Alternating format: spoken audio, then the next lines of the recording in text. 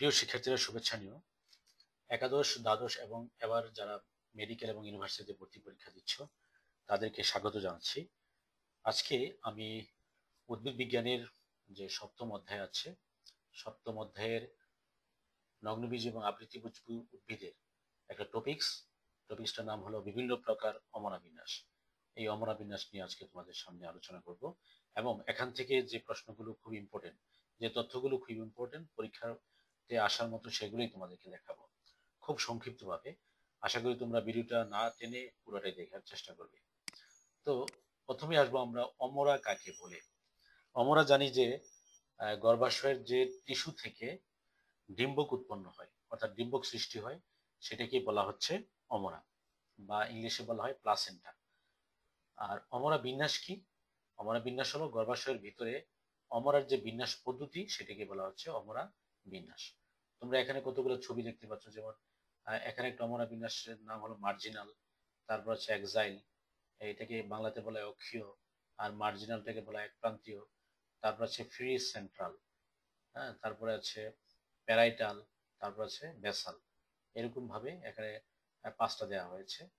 তো পরীক্ষাতে তোমাদের যে এমসিকিউ আসবে, ভর্তি পরীক্ষা এবং আমাদের একাডেমিক পরীক্ষা, সেখানে কিন্তু উদাহরণ আসবে যে নিচের উদ্ভিদটিতে কোন ধরনের অমরা বিন্যাস দেখা যায়, অথবা যদি আসে যে প্যারাইটাল অমরা বিন্যাস নিচের কোন উদ্ভিদে দেখা যায়, অথবা আসতে পারে যে বেসাল কোন উদ্ভিদে দেখা যায়, অমরা বিন্যাসটি কোন উদ্ভিদে দেখা যায়। ঠিক এরকম ভাবে প্রশ্ন আসতে পারে। তা আমরা একটু মনে রাখার চেষ্টা করবো, উদাহরণগুলো খুব ইম্পর্টেন্ট, উদাহরণগুলি মনে রাখবো। তো প্রথমে আসবো মার্জিনাল বা একপ্রান্তীয়। মার্জিনাল বা একপ্রান্তীয়, তোমরা এই ছবিটা একটু দেখো। মার্জিনাল বলতে কি বোঝানো হয়েছে? যে এটা কিন্তু এক প্রকোষ্ঠ বিশিষ্ট একটা আহ, আহ, গর্ভাশয়, এবং এসে সাদা অংশ দেখতে পাচ্ছ, এটা কিন্তু ডিম্বক। আর এটা ডিম্বকটা যেখান থেকে সৃষ্টি হয়েছে এটাকে বলা হচ্ছে কি অমরা। তো এটা নাম একপ্রান্তীয় হলো কেন? কারণ এটা একটা কিনারা বরাবর, অর্থাৎ এটা কিনারা বরাবর, হুম, গর্ভাশয়ের একটা কিনারা বরাবর এখান থেকে সৃষ্টি হয়েছে। এটা গর্ভাশয়ের একটা কিনারা বরাবর সৃষ্টি হয়েছে, যেটাকে বলা হচ্ছে একপ্রান্তীয় বা মার্জিনাল। আর এটা দেখা যায় কোন উদ্ভিদে? তোমরা এখানে দেখো, এটা দেখা যায় মটরশুঁটি এবং শিম উদ্ভিদে। মনে রাখতে হবে, মটরশুঁটি এবং শিম উদ্ভিদে মার্জিনাল বা একপ্রান্তীয় দেখা যায়। তারপর এটা আসো এক্সাইল বা অক্ষীয়। আমাদের মনে রাখতে হবে এক্সাইল অর্থ অক্ষীয়। গর্ভাশয় একাধিক প্রকোষ্ঠে বিভক্ত এবং প্রত্যেক কক্ষে মধ্য অক্ষে অমরা থাকে। আমরা একটু এই যে ছবিটা একটু দেখো, এক্সাইল, হ্যাঁ, ডিম্বকটা এই যে এই যে একটু ছোট ছোট দেখা যাচ্ছে যেগুলো, হ্যাঁ, এই যে এই এটিকে বলা হচ্ছে ডিম্বক, আর যেখান থেকে ডিম্বক সৃষ্টি হয়েছে এটা হলো অমরা।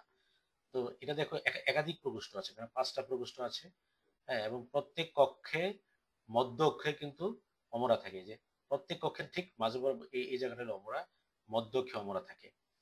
আর এটাকে বলা হচ্ছে এক্সাইল। হ্যাঁ, আর এই এক্সাইলটা দেখা যায় তোমরা কোন উদ্ভিদে?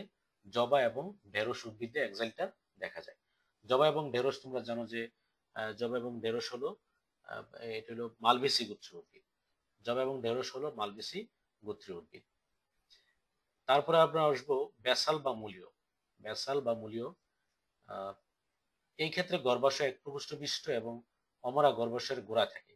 তোমরা এই যে ছবিটা একটু দেখো, ব্যাসাল, এই যে পুরাটা হলো এটা হলো ডিম্বক। এই ডিম্বকটা ঠিক কোথেকে তো উৎপন্ন হয়েছে? এই যে অমরা থেকে। অমরাটা কোন দিকে আছে? গর্ভাশয়ের গোড়ার দিকে আছে অমরাটা।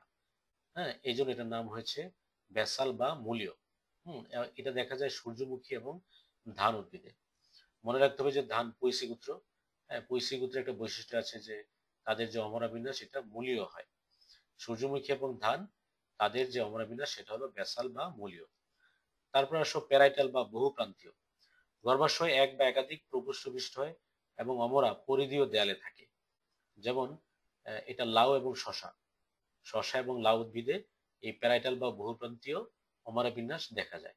তাহলে তোমরা একটু ছবিটা দেখো, এই যে প্যারাইটাল, এটা এখানে দেখো বলা হয়েছে যে আহ, এটা এক বা একাধিক প্রকোষ্ঠ হইতে পারে এই গর্ভাশয়টা। এবং এই যে অমরা গুলা কোন দিকে থাকে? যে পরিধির দেয়ালের দিকে। দেখো এখানে একটা অমরা, এখানে এখানে এখানে আছে, অর্থাৎ পরিধির দিকে, দেয়ালের দিকে অমরা গুলো থাকে। এই জন্য এটার নাম হচ্ছে প্যারাইটাল বা বহুপ্রান্তীয়। আর এটার উদাহরণ হলো শশা এবং লাউ উদ্ভিদে এটা দেখা যায়। এবং আরেকটা বলেছিলাম যে ফ্রি সেন্ট্রাল। ফ্রি সেন্ট্রাল বা মুক্ত মধ্য। এটার ইয়েটা দেখো, মুক্ত মধ্যটা ফ্রি সেন্ট্রাল। এক্ষেত্রে গর্ভাশয়ে একটি প্রকোষ্ঠ থাকে, পুরো টোটাল সবটা মিলে একটা প্রকোষ্ঠ থাকে, এবং মধ্য অক্ষের মধ্যে কি থাকে, অমরা থাকে। এই যে মধ্য অক্ষের মধ্যে এই জায়গাটা হলো অমরা, এখান থেকে কি ডিম্বক গুলো সৃষ্টি হয়েছে, দেখো ফুলের মতো।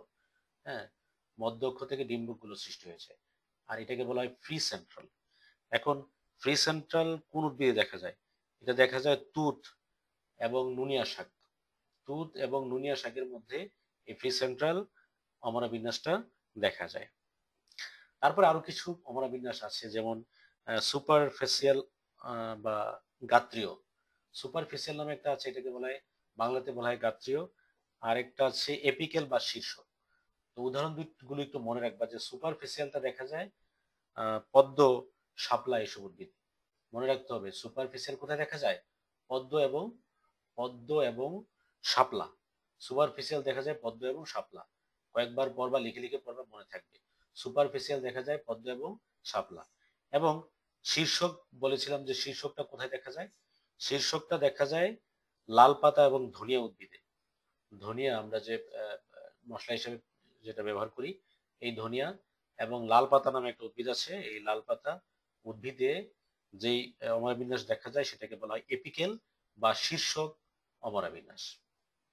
তো তোমাদের কাজ হবে একটু বোঝার চেষ্টা করা, যে কোনটার নাম কেন কিরকম, কোন ধরনের হয়েছে, নামটা কেন এমন হয়েছে। এটার যে চিত্র, এটা থেকে দেখলেই তোমরা বুঝতে পারবা যে নামটা কেন এরকম হয়েছে। এবং আরেকটা জিনিস মনে রাখতে হবে, উদাহরণটাই পরীক্ষাতে আসে। তো ভিডিওটা এই পর্যন্তই। যদি তোমাদের ভালো লাগে, এই চ্যাপ্টারের যতগুলো ভিডিও আছে সবগুলো দেখার চেষ্টা করবে। আশা করি তোমাদের যে কোনো ভর্তি পরীক্ষায় আমার এই ভিডিও থেকে প্রশ্ন কমন পড়বে। তো আজকে এই পর্যন্তই, সকলকে আবারও শুভেচ্ছা জানাচ্ছি। ধন্যবাদ।